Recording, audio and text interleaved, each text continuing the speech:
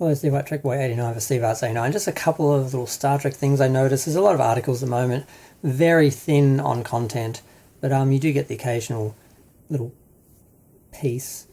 The director of Section 31 was saying how this portrayal of, or this variation of, or this this version of Section 31 is going to be different from the one seen in Discovery. So this continues their theme of not even being able to keep their own canon consistent, their own universe consistent, where they've basically just said, well, we want Section 31 to appear like this in this film, so we're just going to change it and do it differently.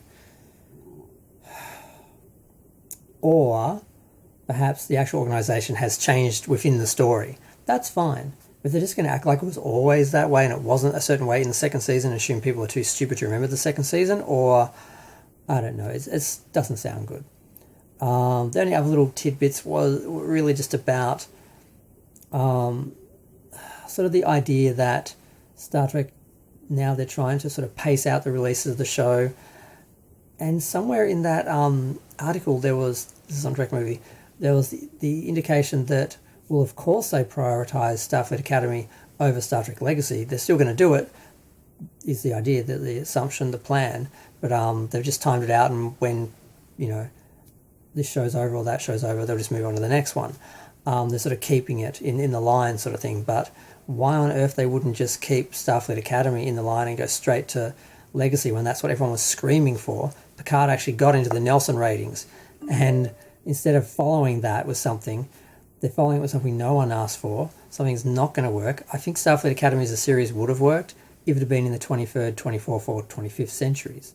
But the 31st century, it's not going to be realistic, it's not going to be believable, it's not going to be relatable, and certainly the kids in the 31st century are not going to have any issues that are going to be relatable to, teens, because they're trying to make, the idea is, well, in order for people to like the show, it has to be about them. So we have to do a teen show, a YA show, about teenagers. I'm like, well, they're going to be aliens and future humans. How is anything they're going through going to relate to anything kids are relating to today?